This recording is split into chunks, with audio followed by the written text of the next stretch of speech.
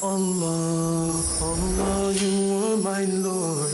I bow to you. Allah, Allah, you are my Lord. I bow to you. Oh my Allah, you are my Lord. I bow to you. Oh my Allah, you are my Lord. I bow to you. Allah.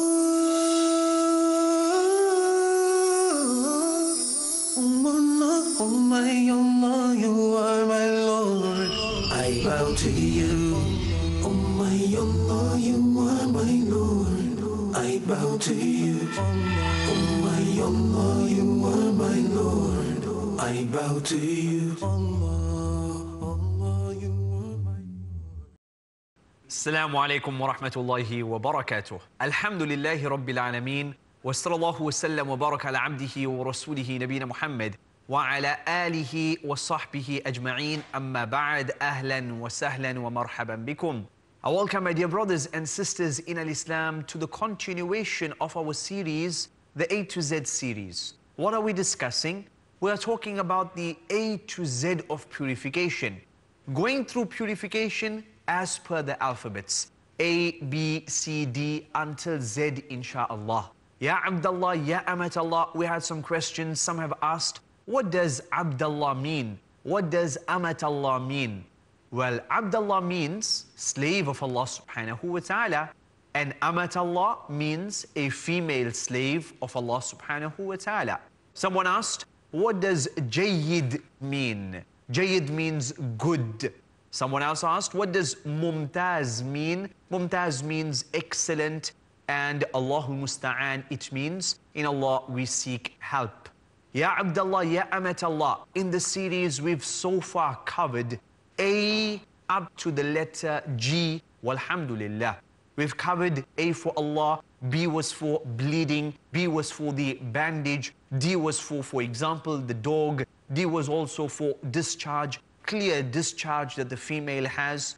D was also for doubt. When in doubt, leave it out. We stick to our certainty, walhamdulillah. We went on to E, and E was for extremes in purification. We moved on to the letter F. F was for the feathers. F was for that which blood does not flow through. So in the feather, blood does not flow through it, and thus it is pure. So the feather of the eagle, the feather of an animal which might be haram to consume, the bird which is haram to consume, the feather is still pure, walhamdulillah. The tusk of the elephant, the horns of the rhino, all of this is pure. Why? Because blood does not flow within it. We spoke about F, and then we moved on to the letter G. G was for what? G was for the ghusl, step by step. We discussed, we say Bismillah, have the intention in the heart for the ghusl, wash the privates, then we take a full wudu, and then we wash the entire body completely once. That suffices. Some have said you wash your body 3 times. If you want to, no problem, insha'Allah. But 1 time suffices, insha'Allah. As for passing water through the nostrils, as for gargling of the mouth, then this would be in your wudu, insha'Allah. We began the letter H. We discussed the masail pertaining to the female in a state of hayd. Hayd is what? Hayd is the menses.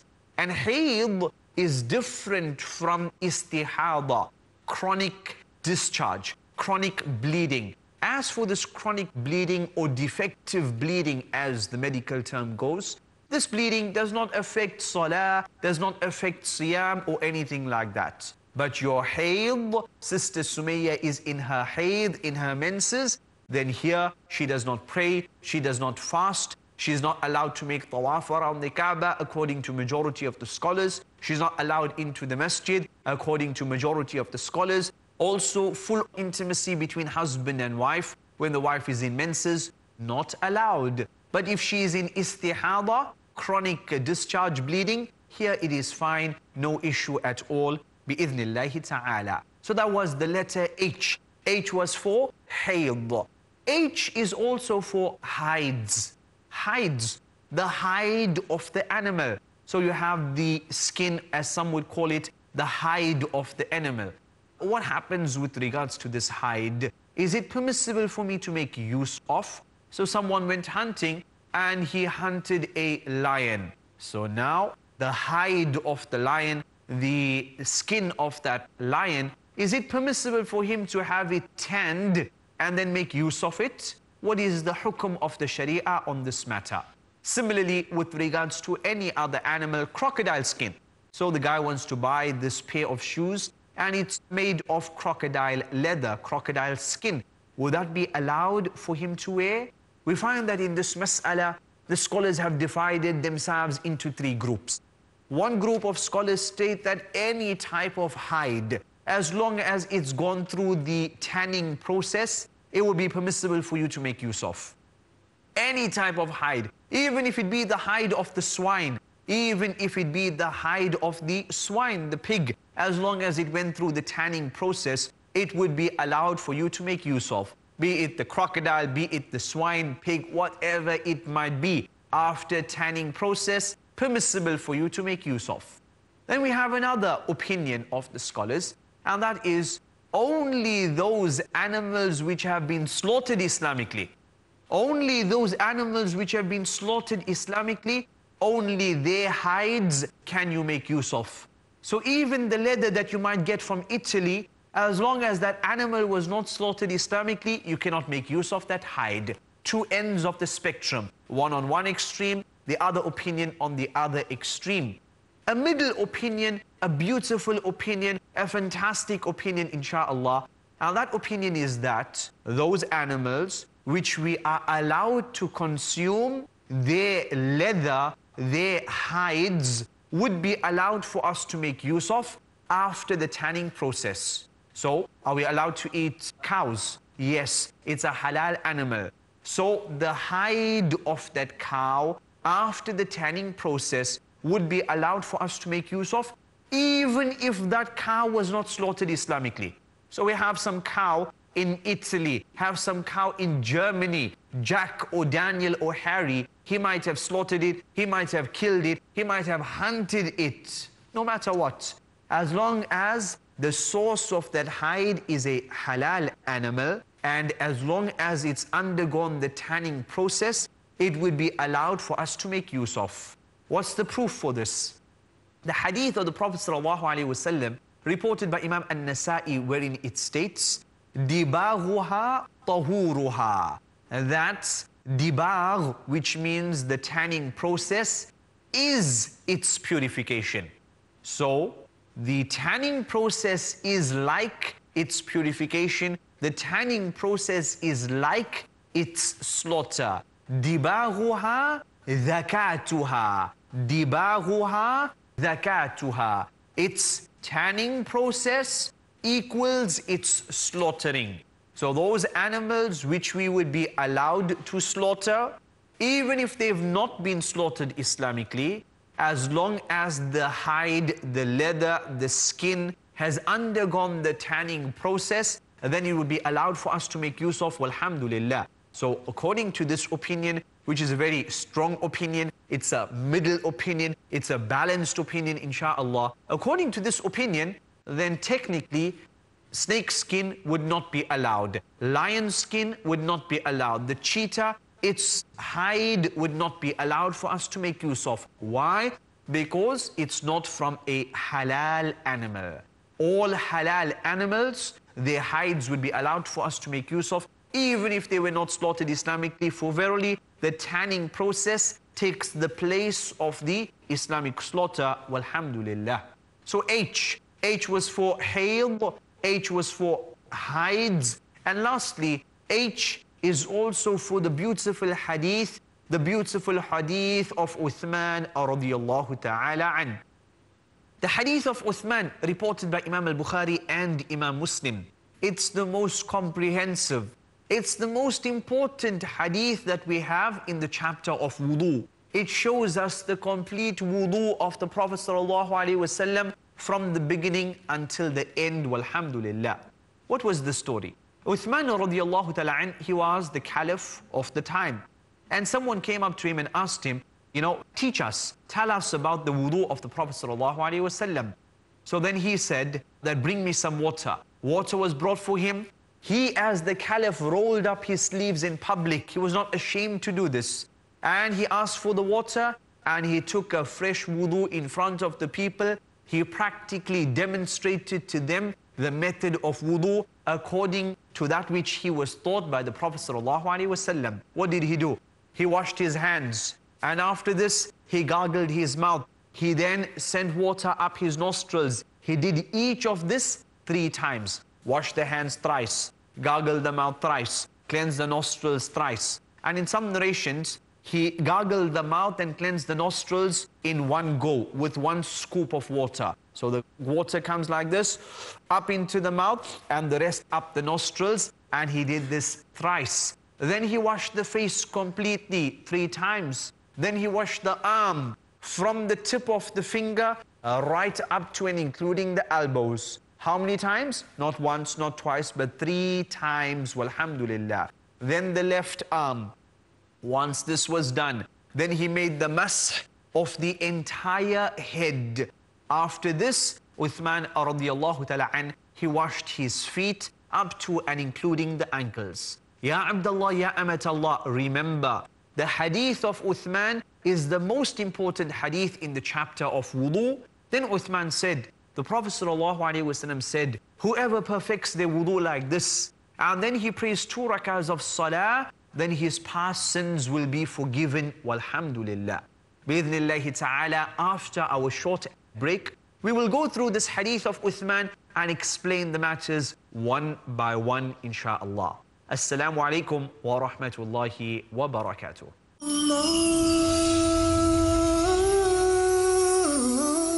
Assalamu alaikum wa rahmatullahi wa barakatuh. Ahlan wa sahlan wa marhaban bikum. We continue bi-idhnillahi ta'ala. Brothers and sisters, we are discussing A to Z of purification. Before the short break, what did we discuss? We spoke about the letter H. H was for hayd, menstruation of the female. H was also for the hides of animals. The hide, the leather, the skin of this animal. We said that if the hide originates from a halal animal, even though the halal animal was not slaughtered Islamically, halal animal meaning the cow, the camel, the goat, the sheep, the buffalo, all of this permissible for us to eat. And thus, even though the animal was not slaughtered Islamically, it would be allowed for us to make use of its hide after the tanning process. We also said that H was for the hadith of Uthman, and that's where we stopped. The hadith of Uthman, beautiful hadith. Uthman radiallahu ta'ala an made this perfect wudu in front of the people. He washed his hands thrice. Remember, washing 3 times is the sunnah. Washing once, masha'Allah. Washing twice, even better. Washing 3 times is brilliant. Washing 4 times is haram and wasting of water. 3 times, that's where we stop. Uthman radiallahu ta'ala then gargled the mouth and he cleansed the nostrils. And this is fard in wudu. Uthman did this how many times? 3 times, walhamdulillah. Gargling of the mouth completely, spit out the water, then a 2nd time, and then a 3rd time. Cleansing of the nostrils, making sure that there's no muck, there's no filth there in the nostrils, cleansing it out, walhamdulillah. Then washing of the entire face. 1 time, and then 2 times, and then 3 times, and that's the most. 1 would suffice, 2 is better, and 3 times is the most, and that's the best, insha'Allah. What's the definition of the face, Jayid? Where the hairline, Jayid, where the forehead and the hairline meet, that's where the face begins. The boundary of the face up to and including the area between. For example, the male, he has a beard. So the area, this little area of skin here on the side of the head, Jayid, adjacent to the ear, that's also included within the definition of the face. And then the entire face up to and including the bottom here of the chin. So that's the entire face, walhamdulillah. That مَا يَحْصُلْ بِهِ الْمُوَاجَهَةِ, that which you face the next person with. Allah states in the noble Quran, يَا أَيُّهَا الَّذِينَ آمَنُوا إِذَا قُمْتُمْ إِلَى الصَّلَاةِ فَاغْسِلُوا وُجُوهَكُمْ, wash your faces, subhanallah. فَاغْسِلُوا وُجُوهَكُمْ, wash your faces. So Uthman radiallahu ta'ala washed his entire face 3 times. Then after this, he washed his arm right up to and including the elbows. Remember, we begin with the fingertips up to and including the elbows. Many a times you find a brother or sister, they only wash from this, the area of the wrist, from here up to and including the elbows. This is incorrect. Allah states in the noble Quran, وَأَيْدِيَكُمْ إِلَى الْمَرَافِقِ, and your arms up to and including the elbow. And this area is also included within the definition of your arm. So completely washed 1 time, 2 times better, and 3 times the best, walhamdulillah. Then your left arm, and that is done until completed. So now that you've done that, the next matter, inshallah, is the masah of the head. The masah of the entire head. That is the recommendation, inshallah. And that's what was in the hadith of Uthman radiyallahu ta'ala an. And he made masah of the entire head. For the masah, we wipe over the head once, not twice, not thrice. We don't wash over the head. Rather, we wipe over the head, walhamdulillah. As for the nape or the neck, wiping the nape, wiping the neck, then this is something which one should avoid. Majority of the scholars state that there is no such thing as wiping the nape. Why? They say because there's no authentic ahadith on this topic. Yes, the Hanafi madhab states that it is recommended to wipe the nape, but Imam al-Nawawi rahimahullah, as he discussed, those ahadith which talk about wiping the nape or the neck, they are extremely weak. Not just weak, but extremely weak. In fact, some of them, they said that they are batil, Allahu musta'an. So wiping off the nape or the neck, something which should be avoided, bi'idhnillahi ta'ala. Uthman radiyallahu ta'ala then continued, after the mas of the head, then he washed his feet. We wash the entire foot up to and including the ankles. We do not wipe over the foot, rather we wash the entire foot. If you have socks on, then that's a different story. If you have socks, then you can wipe over them. If you had put those socks on in a state of purification. But wiping over the bare foot, not allowed, walhamdulillah. So this is a complete wudu. What do we do after this wudu? We make the dua, which we already learned, walhamdulillah. Then what do? We perform 2 rakahs of salah. For verily, whoever does this, his past sins are wiped away. And don't we have sins? We are all full of sins, brothers and sisters. كل بني آدم خطاء وخير خطائين التوابون. Every one of the children of Adam, they fall into sin, fall into error, fall into mistakes. And the best of those who fall into sin are those who turn to Allah subhanahu wa ta'ala in repentance. So ya Abdullah, ya Amatallah, once the wudu is done, perform 2 rakahs of salah, insha'Allah. So that was the hadith of Uthman radiyallahu ta'ala an. We move on to the letter I. I is for what? I is for impurities in the chapter of purification. What are some examples of impurities? Urine is an example of an impurity. Feces, another example of an impure substance, impurity. We also find that the saliva of the dog is something which is impure.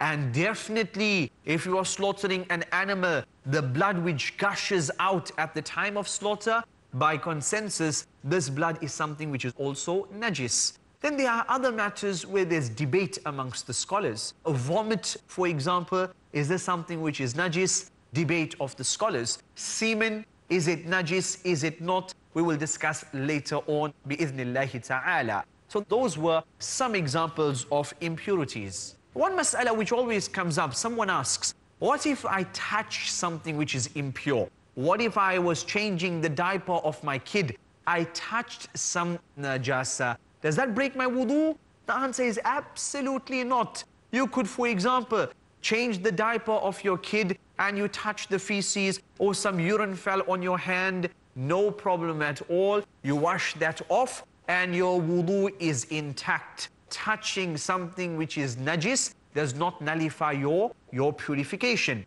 Although we should not be touching najis, we all know that, walhamdulillah. So I was for impurities. I is also for intention, subhanallah, intention, the matter of the heart. That is the home of intention. Intention is formed, intention is made in yourself, within your heart, within your mind, within your consciousness. As long as you know what you are doing, that suffices. There's absolutely no need for you to verbalize intention on your tongue. There's no need for you to say, oh Allah, I am now performing wudu. There's no need to say, Inni nawaitu an atawadda li raf'il hadath, etc., etc. There's no need to say, oh Allah, I am now performing 4 rak'ahs of salah, etc., etc., behind this imam.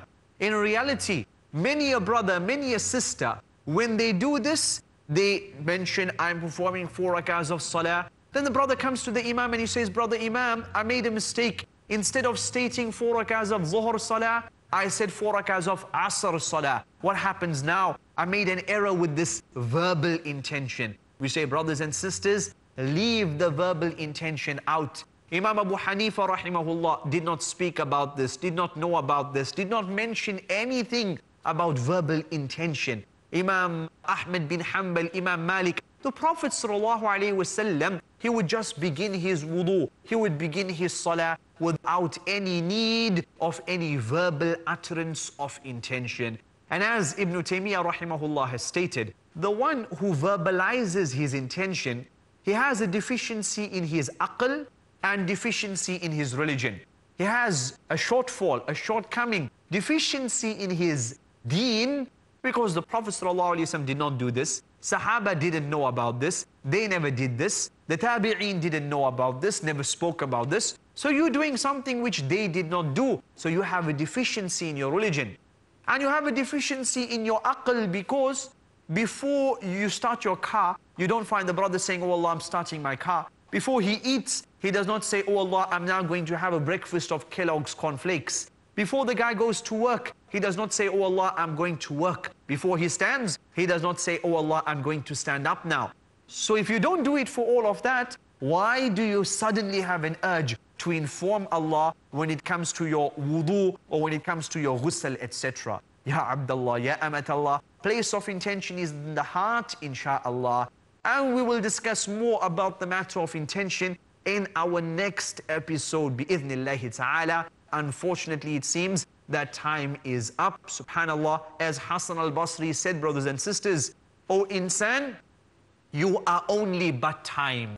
And as time goes, a portion of our lives has gone past us, which we will never ever get back. May Allah subhanahu wa ta'ala grant us khair and barakah in this world and in the hereafter.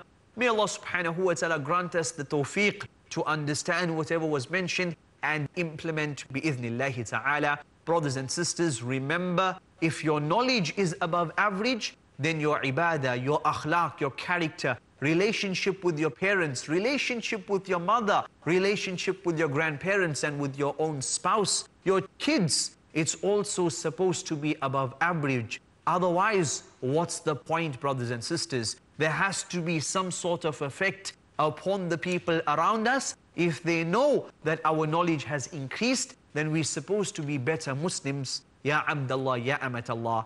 With that, Jazakumullahu khairan. هذا وصلى الله وسلم وبارك على عبده ورسوله نبينا محمد وعلى آله وصحبه أجمعين. السلام عليكم ورحمة الله وبركاته.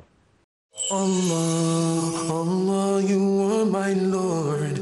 I bow to you. Allah, Allah, you are my Lord. I bow to you. Allah, oh my Allah, you are my Lord. I bow to you. Allah, oh my Allah, you are my Lord. I bow to you. Allah. Oh my Allah, you are my Lord. I bow to you. Oh my Allah, you are my Lord. I bow to you. Oh my Allah, you are my Lord. I bow to you.